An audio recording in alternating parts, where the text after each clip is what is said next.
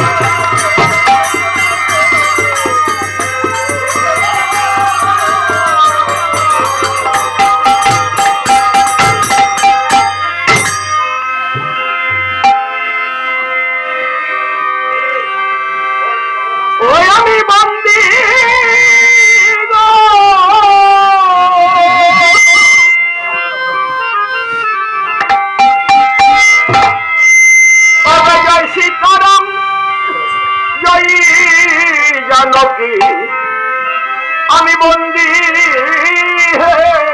আমি বন্দি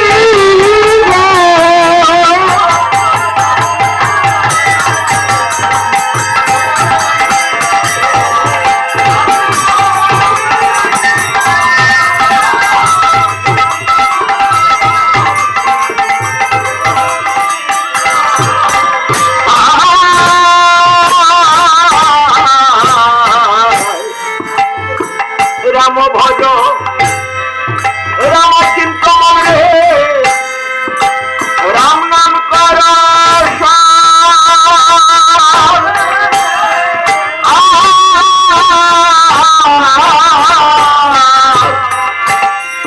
করাইতে ভব সিন্ধু বন্ধু ভবে না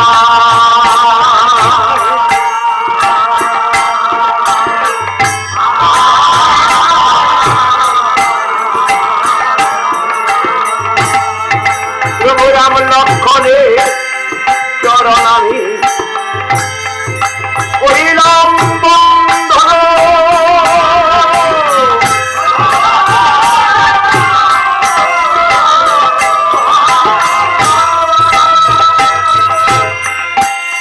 ভারত শত্রুঘ্ন দুটি ভয়ে চরণ করলাম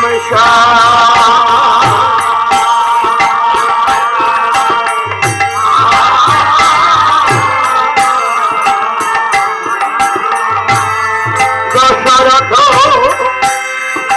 রাজা বন্দী রাম লক্ষণের পিতা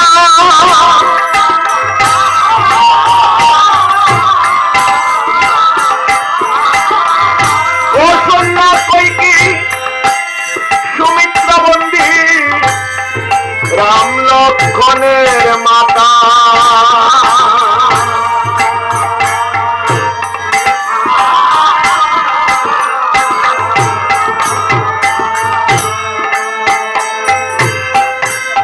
মহামণি বাল্মীকুনির চরণ আমি করিলাম বন্ধন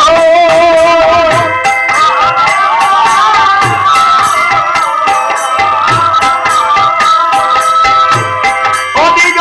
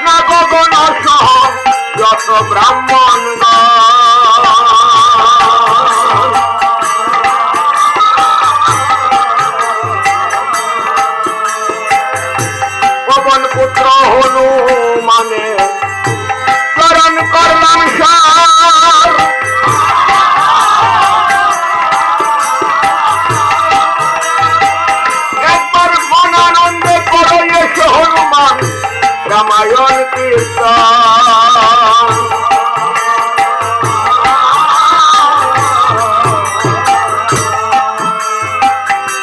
মাতা পিতার চরণ আমি করিলাম বন্ধন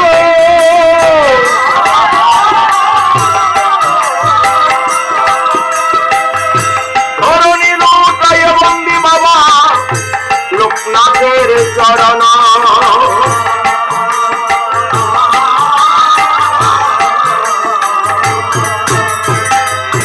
বন্দনা করি দীক্ষা গুরু চরণ করলাম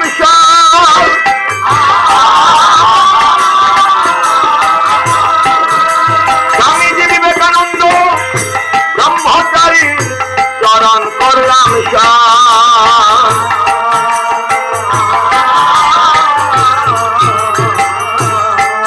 উস্তাদ খুকুমুনির চরণ আমি করিলাম বন্ধন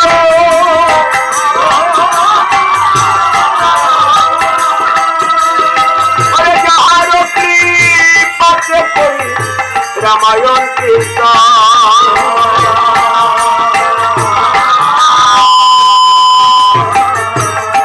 উস্তাদ খুকুমুনির চরণ আমি করিলাম বন্ধন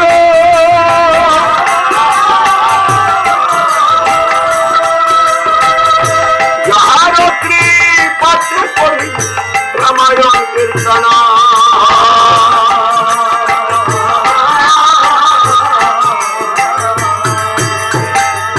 সভা করে বসে আছে শত শ্রোতাগণ বাঙালির শিরোধরি বন্দনা করি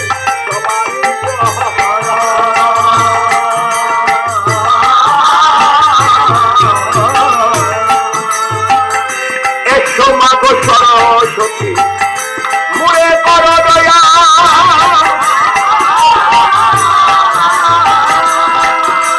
মাগো চরণে শরণ নিলাম যাও হে পদ ছায়া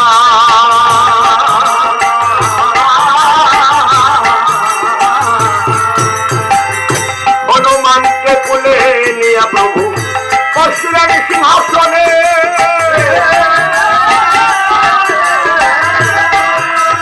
হলো ধ্বনি জয় ধ্বনি ভক্তে বৃন্দে করে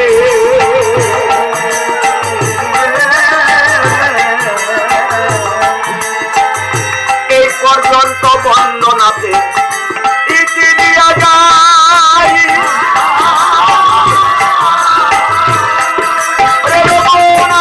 ব্রহ্মানন্দে হরি হরি বলবা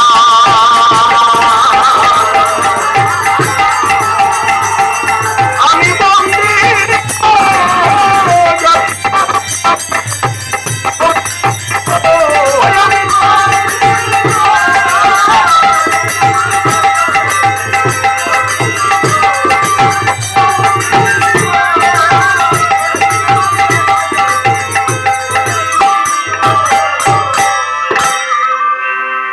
শব্দগুলো কিন্তু কর্কশ আমার কণ্ঠবা লাগে শব্দ শোনা যায় কর্কশ যেটাই হবে একটা পালা কোনো না ভালো এবার শতস্কন্ধ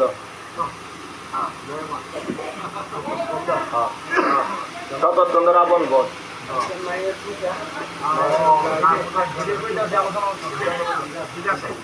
হ্যাঁ যা করছে বিধি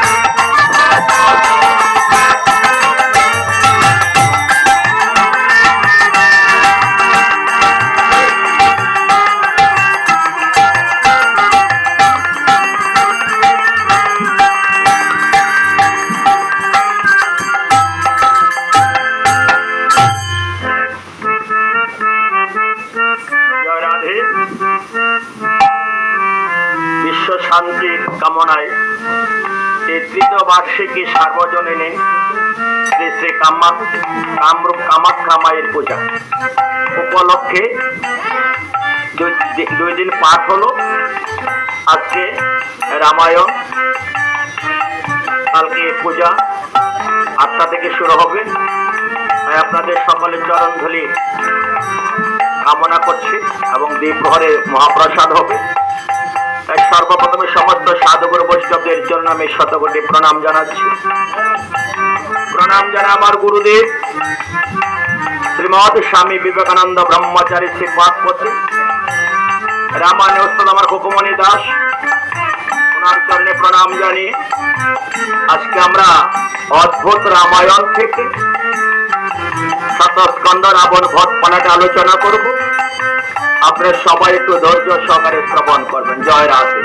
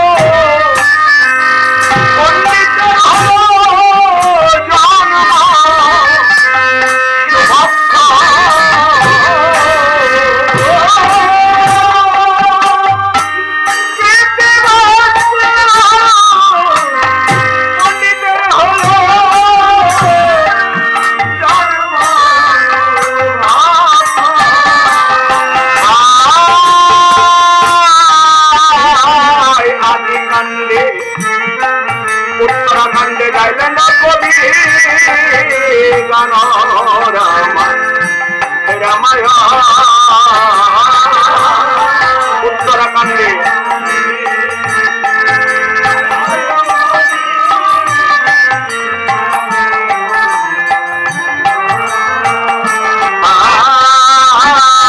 উত্তরাখণ্ডে গাইলেন কবি রামায়ণ।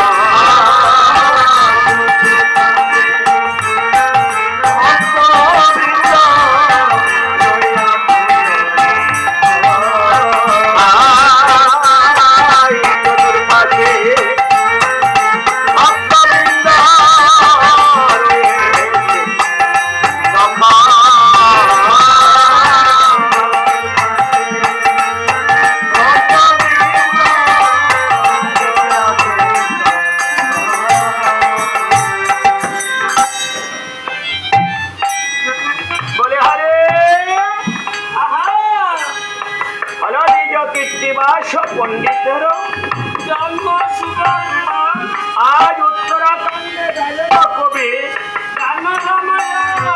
তবে সভা করে বসে আছেন প্রভু। রামনারায়ণ চতুর্পাশে ভক্তবৃন্দ। রয়েছেন তখন ঠিক এমন সময়ে আমার প্রভুরা মনে মনে ভাবে, আমি যে ভগবান সর্বলোকে জানে, আহা কিন্তু আমারও যে একটা শক্তি আছে, যে শক্তিটা আমি শক্তিমান, আমার সেই শক্তিটা তো প্রকাশ করা হলো না। হলো না তাই মর্যাদা পুরুষোত্তম ভগবান শ্রীরাম কি করে সেই শক্তিকে প্রকাশ করা যায়, সেই লীলা করার জন্য লীলাময় হরি লক্ষণ ভরত শত্রুঘ্ন তিন ভাইকে ডেকে ডেকে বলছে, ভ্রাতাগণ তোমরা কি আমার মনোবাসনা পূর্ণ করবে না? আহা লক্ষণ বলছে, ঠাকুরদা আপনার মনোবাসনা আমরা পূরণ করার কে?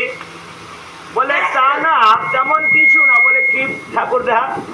বলে আমার মনের একটা ইচ্ছা, কি তোমরা যদি তিন ভাই মিলে একদিন রাজত্ব পরিচালনা করতে, আমি মন স্বাদ মিঠাইয়া সীতার সাথে একটু পাশা খেলতাম।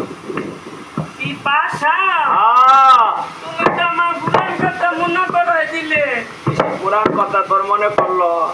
কবে জগদীতের মার লগে বাসা খেয়েছি, আমি তো বুঝলেই গেছি গা। কার লগে? অজিতের মার লগে ওই তোর মা কেডাইলা? আছে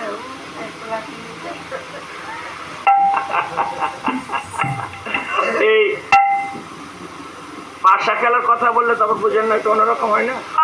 লক্ষণ বলছে, ঠাকুরদা একদিনের জন্য কেন, তুমি 7 দিন মনো স্বাদ মিঠাইয়া পাশা খেলো। হ্যাঁ, আমরা তিন ভাই মিলে রাজত্ব পরিচালনা করবো। বলে ঠিক আছে, তাহলে তোমরা রাজত্ব পরিচালনা করো।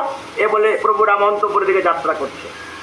ওইদিকে মা সীতা রমণীদেরকে বলতেছে, রমণীগণ আমার মনে হয় আজকে মধ্যাহ্নে আমার প্রভু রাম অন্তপুরে আসবে। কথা বলতে না বলতে সীতা মা চেয়ে একেবারে পায় প্রভু রাম আস্তে আস্তে অন্তপুরের দিকে আসতেছে। তাই তো দেখা যায়। তাই প্রভু রাম যখন অন্তপুরে প্রবেশ করিল, মা সীতা প্রভুকে পায়দর্ঘ্য দিয়ে বস্তা আসন দিল, আশীর্বাদ করে প্রভু আসন গ্রহণ করিল। তাই সীতা বলছে, রমণীগণ আজকে যখন প্রভু আমার অন্তপুরে এসেছে, আজ আমি মনসাদে মিঠাই আমার স্বামীর চরণ পুজো করব। কারণ সত্যি নারীর জীবনে পরম পূজা হলো পতির পূজা। আজকে আমি পূজা করব, তোরা সবাই মিলে দর্শন কর। তাই মা সীতা আমার প্রভু রামের চরণ পূজা শুরু করে দিয়ে, ওরে রাম নাম বলো সবে,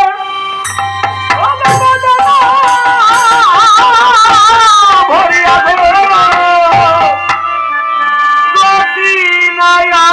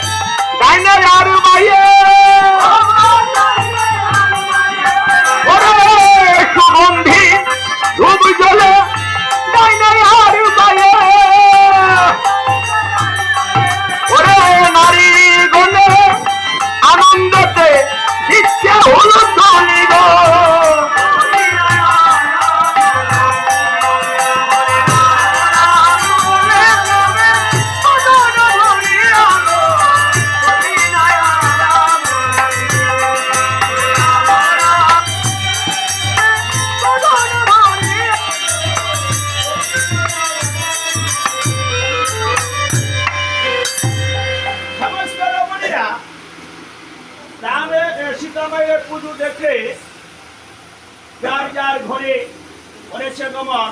এদিকে মা সীতা প্রভুর সাথে দিচ্ছে প্রেমালিঙ্গ।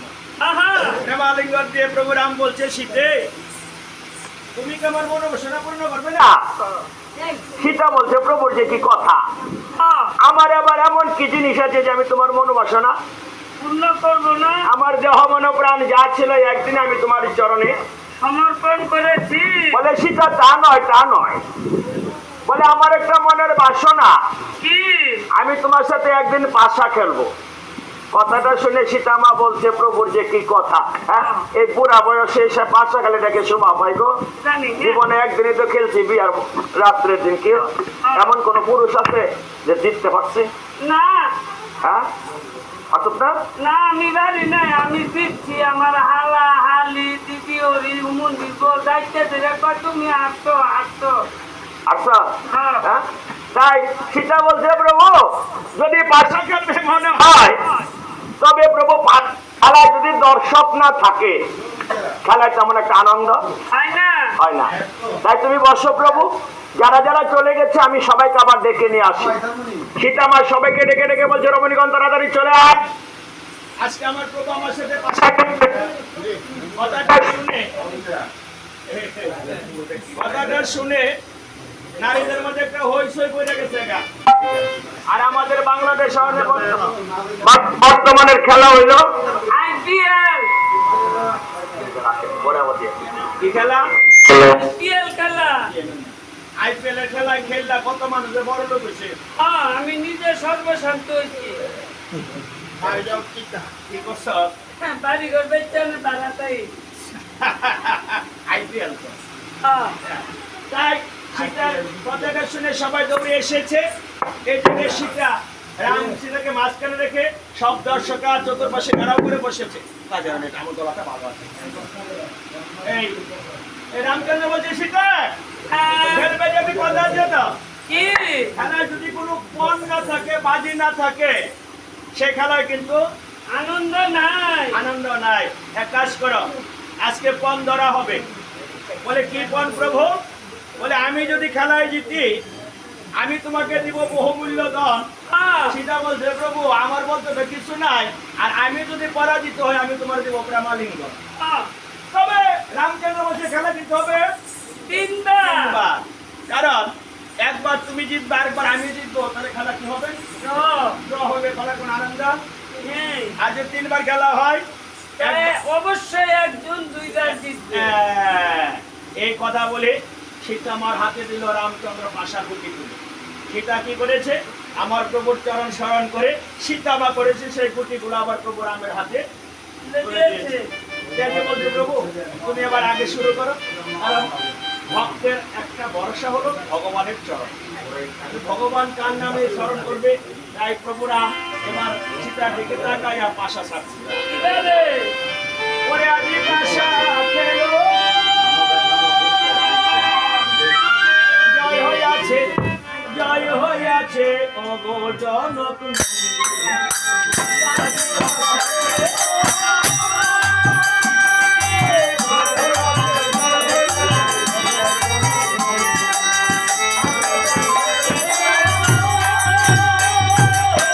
রামের পাশা জয় হইল, গণনাথ নয় হইল। রামের পাশা জয় হইল, গণনাথ নয় হইল। রামের পাশা জয় হইল, গণনাথ নয় হইল।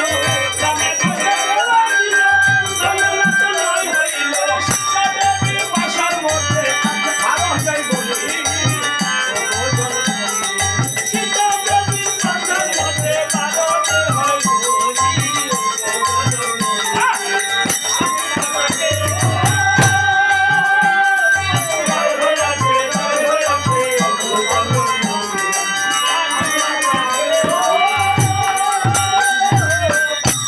রামের পয়সা বেড়ে দিল, গণনাথের নয় হইল। তাহলে প্রভু রামের পাশাপাশি নয় হলো কেন? ভাবুক বলছে নয় তো হবে, কারণ ভগবান আমাদেরকে বলছে যে ভগবানকে পেতে হলে ভগবান 9টা ভক্তি দিয়েছে, নববিধা ভক্তি। এর মধ্যে যদি কোনো ভক্ত একটা ভক্তির অধিকারী হয়, সে ভগবান ভক্ত ভগবানকে সহজে জানে। আর সীতামায়ের পাশে কত উঠেল? 12 কেন উঠিল? সীতামা বলছে ভক্তবা, আমার ভগবানকে লাভ করতে হলে তোমার এই দাদর সঙ্গে সুন্দর করে রেখে, সুন্দর করে দেহটাকে সাজিয়ে রাখো। তাই প্রথমবার কে জিতল? সীতামা। দ্বিতীয়বারের পাশাকে রামের পাশা যাই ভারতে, দ্বিতীয়বারের পাশাকে রামের পাশা যাই ভারতে, দ্বিতীয়বারের পাশাকে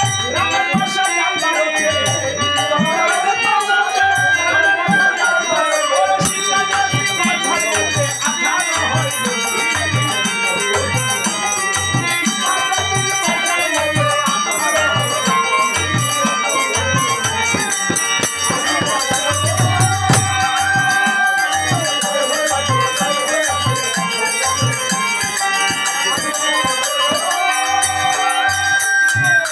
সীতাদেবী ভাষার মধ্যে 18 হয়ে গেল। 18 কি? এই দেখো 18টা মুকাম। এই 18 মুকামের তত্ত্ব জানতে হয়, অথবা সাধন ভজন হয়। এবার প্রভু রাম হেরে গেল। দ্বিতীয়বারের পাশাকে রঘুমুনি হার মেনেছে, দ্বিতীয়বারের পাশাকে রঘুমুনি হার মেনেছে, দ্বিতীয়বারের পাশাকে রঘুমুনি হার মেনেছে, দ্বিতীয়বারের পাশাকে রঘুমুনি হার মেনেছে। হেসে হেসে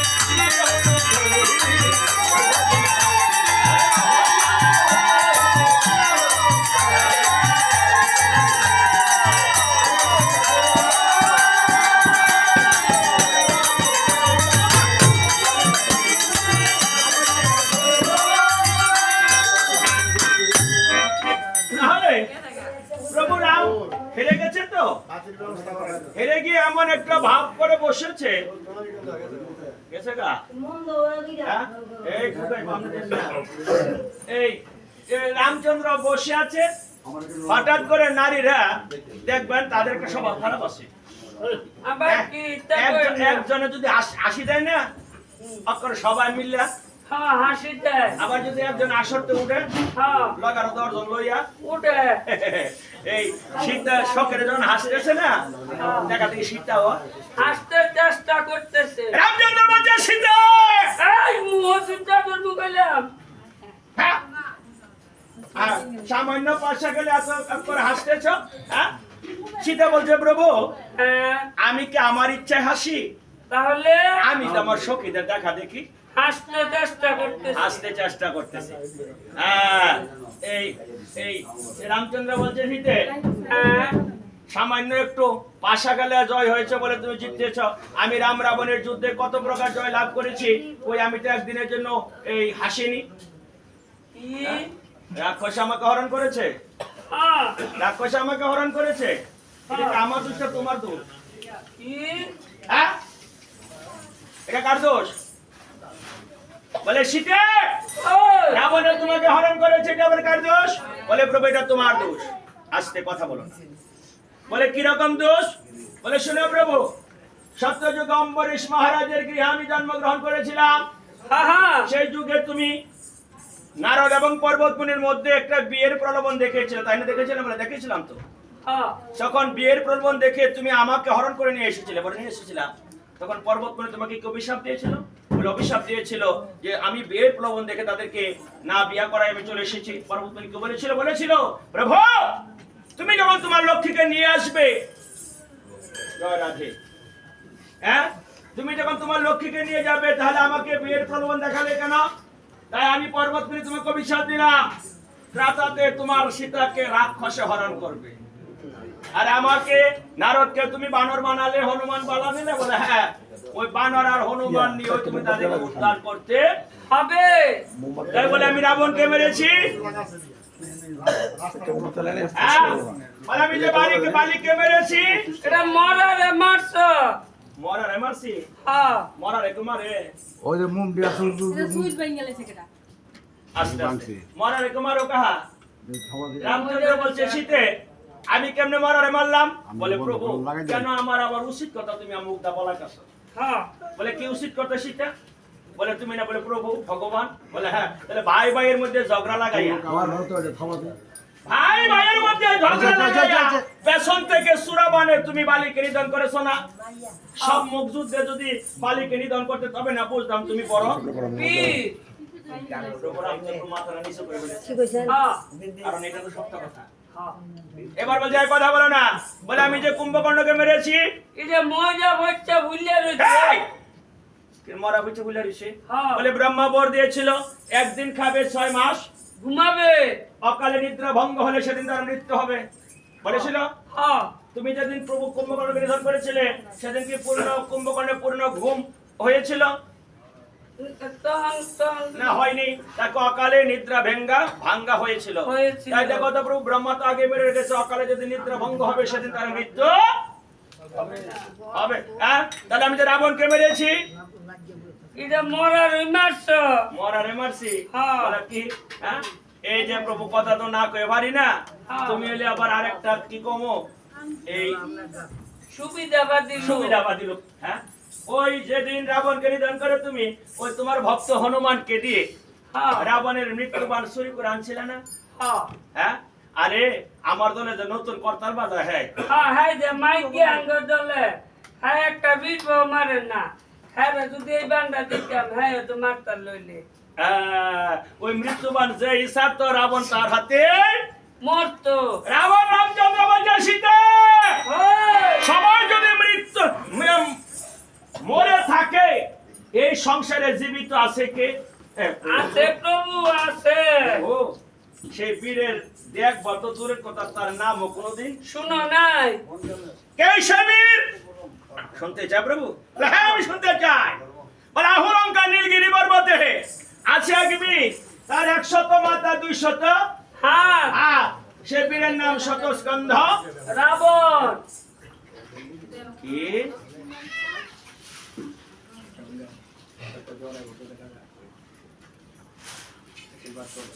এই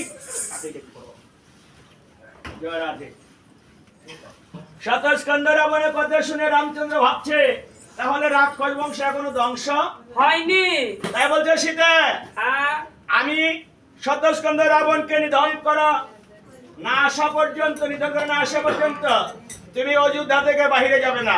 না এই কথা বলে প্রভু রাম বাইরে এসে বলছে রাগান্বিত হয়ে, এই লক্ষ্মণ বলছে ঠাকুরদা হ্যাঁ তুমি চলে আসলে যে, মার সাথে কি পয়সা গেলা হয়নি? আর কইতে রে ভাই তোর মা শৈলে আমার সাথে লেছে হ্যাঁ, তোর মা শৈলে আমার সাথে লেছে আরে কি হয়েছে? অনবলে রাক্ষস ধ্বংস হয়নি আরে তা না জানোস লক্ষণ, আমরা দুইটি ভাই রাবণকে এই নিধন করতে কত বড় বড় জয় করেছি না? হ্যাঁ তোর মা বলে কি জানিস? কি? এই বালিকে মেরেছি, মরাকে মেরেছি, কি কুম্ভকর্ণকে মেরেছি, মরারে মারছি রাবণকে মেরেছি। মরারে মারছি বলে কি জানিস? লক্ষণ বলছে ঠাকুরদা হ্যাঁ। সবাই যদি মৃত হয় আমার মাকে জিজ্ঞাসা করলেন না এ সংসারে জীবিত আছে কে? কইছে রে ভাই কইছে কে আছে? হ্যাঁ, বলে আহুরঙ্কা নীলগিরি পর্বতে 100 মাথা 200 হাত, সেই বীরের নাম হলো শতস্কন্ধ রাবণ কি রাবণ? শতস্কন্ধ রাবণ লক্ষণ কাঁপতে শুরু হলো। ও ঠাকুরদা গো, হ্যাঁ, 10 মাথা রাবণ মারতে গিয়া যে পরিমাণ কষ্ট আমরা করছি, করছি এইটা হলো 10 দশম, 100 মানে এটা 10 গুণ। ঠাকুরদা হ্যাঁ। আমি গে না মার কাছে হ্যাঁ মাপসা মুলো যাই এই দোষ মা লক্ষণ, এই তুমি যুদ্ধে যাবে না বলো, আগে আমি একাই যাবো। বলে না ঠাকুরদা তা বলছি না, তাহলে রথ উঠাও। তৎক্ষণাৎ লক্ষণকে নিয়ে প্রভু রাম যুদ্ধে যাবে। যখন অস্ত্র শস্ত্র নিয়ে প্রভু রথে বাড়িয়েছে পা, আহা। অমঙ্গল এসে দেখা দিয়েছে। কিরু হ্যাঁ, অস্ত্র শস্ত্র নিয়ে যখন প্রভু রাম রথে বাড়িয়েছে পা, পা শকুনি মারে পাখার বাড়ি, ঘিদিনি করে যা সম্মুখে এসে দেখা দিল, কালো পেতার সাপ সম্মুখে এসে দেখা দিল কালো বর্ণের পেতার ধনুকে মহারাজ, চোখে খাইলেন কুত্তা আয়াস্ক সিঁদুরের ফুটা, হয়ে গেল কালা পথের মধ্যে ভার ভেঙ্গে, কাদি সে গোয়ালা আকাশেতে মেঘনায়, ঘন ঘন রাত রথের ধ্বজা ভেঙ্গে, উল্টা চলছে বাউয়াকে কোনো সুবিধাই দেখতেছি না আবার কে সুবিধা? হ্যাঁ, বাতিদের মাইকে করে শেষ বাতিকে করে টেপ ওই বনে ব্যবস্থা।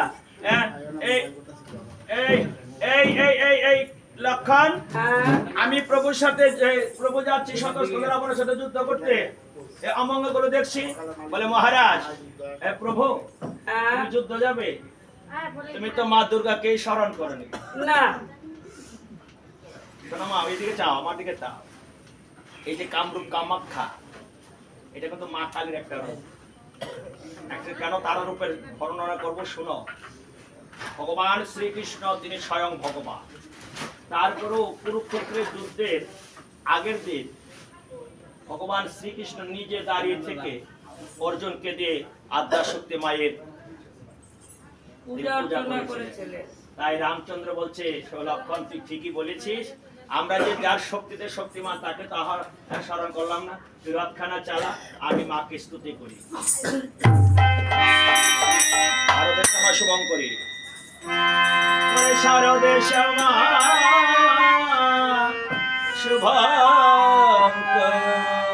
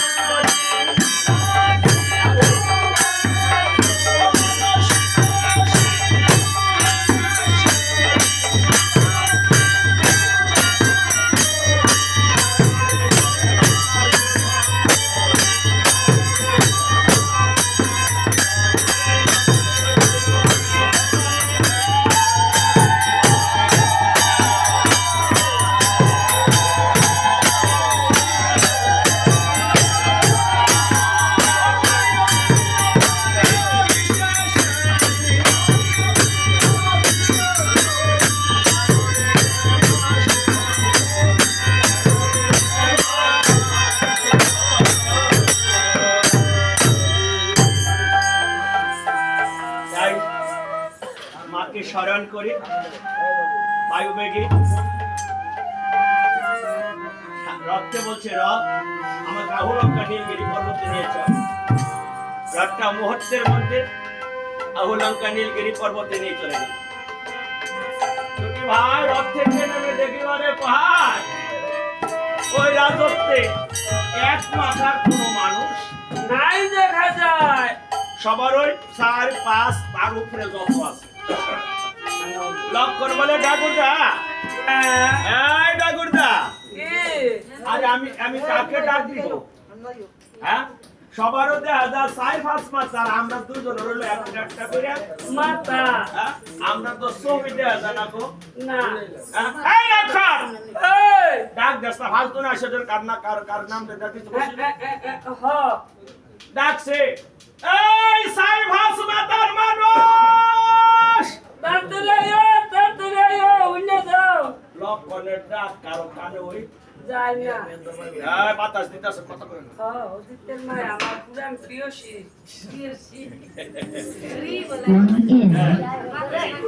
এই কথা বলবো না, শুনতে পারে। হঠাৎ করে একজন বৃদ্ধ পেছনে ফিরে তাকায়, দুইটা বালক আসতেছে দেখা যায়। আরে ভাই, এ ভাই, দেখে যা। কিরে ভাই, ওই সে দেখ, এমন সুন্দর বালক তার দেখি নাই। দেখি নাই। কি এমন সুন্দর বালক দেখে, দুইটি বালককে দেখে, মানে রাম লক্ষ্মণকে দেখে সবাই চমকে উঠছে। আরেক ভাই বলছে, এই ভাই, এই, সমস্ত রমণী দেখে নিয়ে আয়, এমন সুন্দর দেখে নাই। না। এক রমণী আরেক রমণীকে বলছে,